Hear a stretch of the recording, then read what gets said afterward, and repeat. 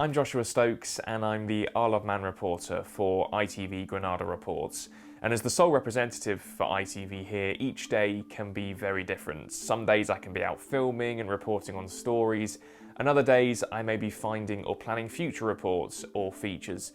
But that means I usually see a story right from the beginning at the planning phase all the way to the output, where I'll be filming, editing and reporting within the piece. I've interviewed a Hollywood actor at his home, I've experienced the thrill of the TT races travelling at 100 miles an hour around the course, and I've also tracked down the native wild wallabies that live in the north of the island.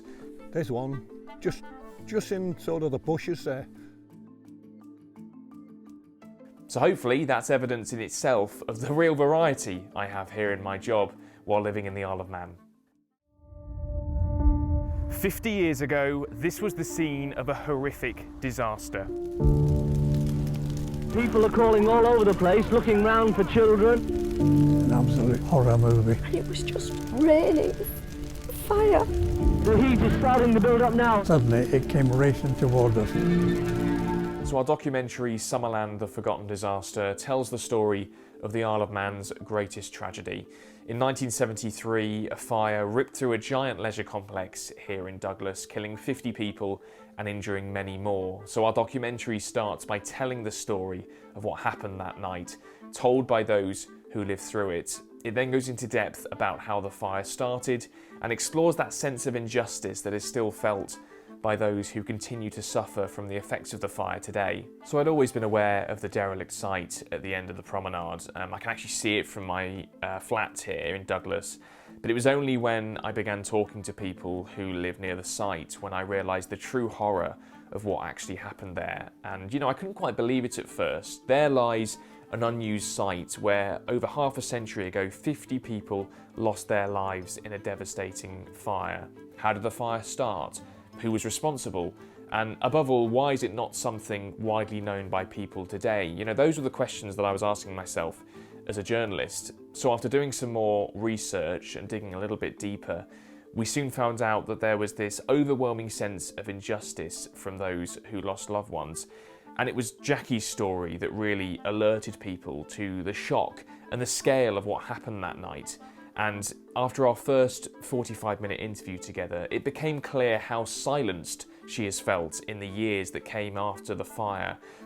Angered by the fact that her mother and best friend were given a death by misadventure verdict, alongside those 48 other people who had died. A verdict that implies the individual is to blame for their own death. I first heard of Jackie's story after reading about it in a newspaper article for the 49th anniversary. And after initially reaching out to her, I spent a good few months talking with her before we committed to any interview on camera, because it was so important that Jackie felt comfortable enough to talk so openly about her trauma, and we didn't want to force anything onto her, so we had to build that relationship up, quite rightly, before she shared anything on camera. And then in a split second, the lights went off and a huge black cloud of smoke came up to where we were. And there was nowhere to go.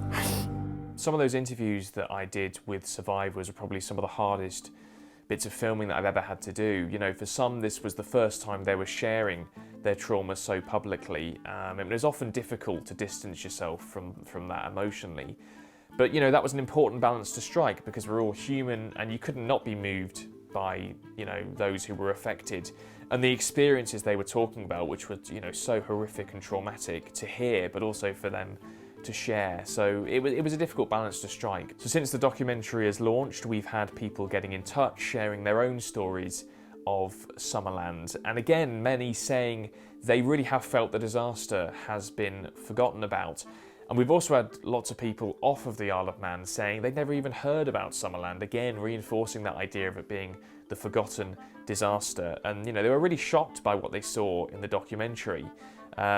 And if you watch the documentary, you'll see it ends with the Justice for Summerland campaign group calling for further action.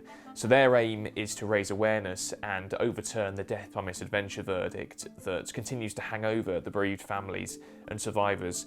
As for the Isle of Man, it's somewhere I've grown very fond of over the last 5 years, and for now at least, I have a few more projects that I'm working on, including covering any future updates on the Summerland campaign, because that story isn't over. I think the Summerland story is a great example of why it's so important that communities like those here in the Isle of Man are not overlooked, so stories are not missed, like the Summerland story, and people are not forgotten.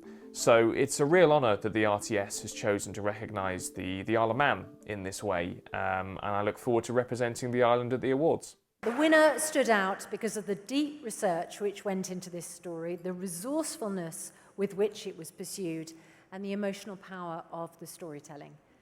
The winner is Joshua Stokes. I'd like to say thank you to the RTS for recognising the Isle of Man in this special way. It's a privilege to be here representing regional journalism and a privilege to win this tonight, so thank you very much.